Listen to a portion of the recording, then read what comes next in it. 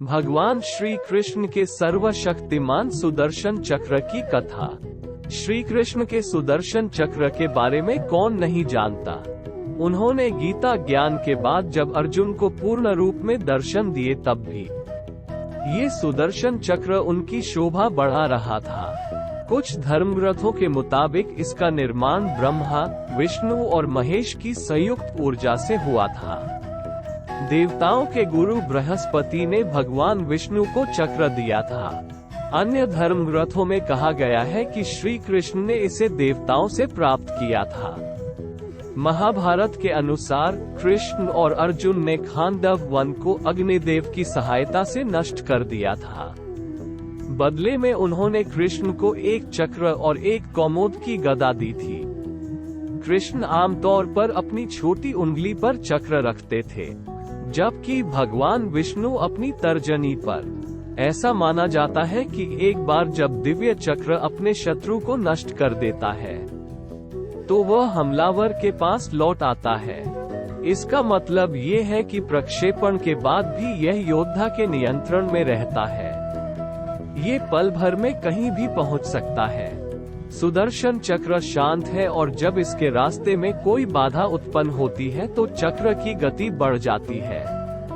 चूंकि सुदर्शन शब्द का सामूहिक अर्थ है जिसका दर्शन शुभ हो, नकारात्मक ऊर्जा या कंपन को दूर करने के लिए आमतौर पर पवित्र यज्ञों के दौरान भगवान सुदर्शन की पूजा की जाती है। ऐसी कई पौराणिक कहानियां हैं जो बताती हैं कि ये दिव्य हथियार कैसे अस्तित्व में आया। ऐसी ही एक कहानी बताती है कि सुदर्शन चक्र देवताओं के वास्तुकार विश्वकर्मा द्वारा बनाया गया था। विश्वकर्मा की बेटी संजना का विवाह सूर्य देव से हुआ था, लेकिन सूर्य की तेज रोशनी और गर्मी के कारण वो उसके पास नहीं जा पा रही थी। इसकी शिकायत उसने अपने पिता से की। विश्वकर्मा ने सूर्य की चमक कम कर दी ताकि उनकी बेटी सामान्य वैवाहिक जीवन जी सके। सूर्य की बची हुई धूल को विश्वकर्मा ने एकत्र किया, उससे 3 दिव्य वस्तुएं बनाई। पहला प्रसिद्ध हवाई वाहन पुष्पक विमान था, दूसरा भगवान शिव का त्रिशूल था, तीसरा भगवान विष्णु का सुदर्शन चक्र था। सुदर्शन चक्र के अस्तित्व से जुड़ी एक और पौराणिक कथा है। एक समय था जब असुर या राक्षस लगभग हर दूसरे दिन स्वर्ग के देवताओं पर अत्याचार करते थे। इससे स्वर्ग के देवता इतने पीड़ित थे कि वे भगवान विष्णु से मदद मांगने गए।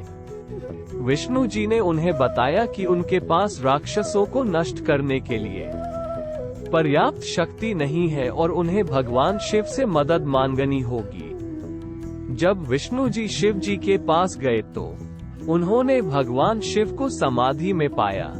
विष्णु जी शिव जी के ध्यान में विघ्न नहीं डालना चाहते थे, इसलिए उन्होंने इस आशा से शिव से प्रार्थना करना शुरू कर दी कि एक दिन उनकी आवाज शिव तक पहुंच जाएगी।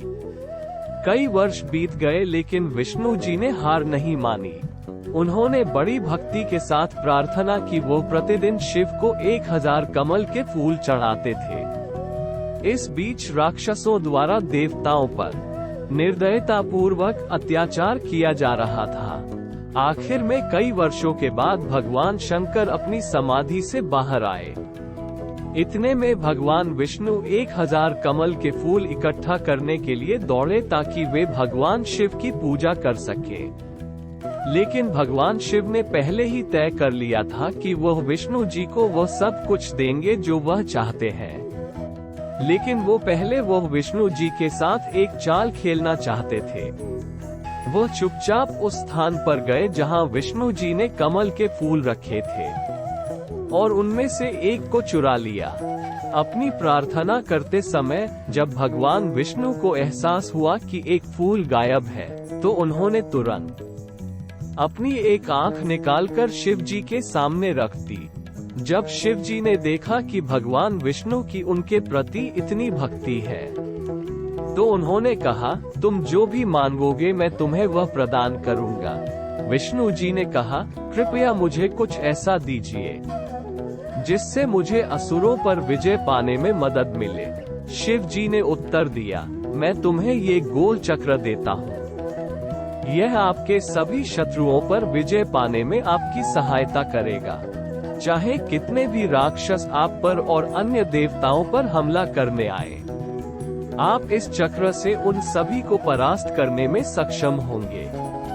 और यही चक्र था सुदर्शन चक्र। वीडियो अच्छा लगे तो लाइक, सब्सक्राइब, शेयर करें।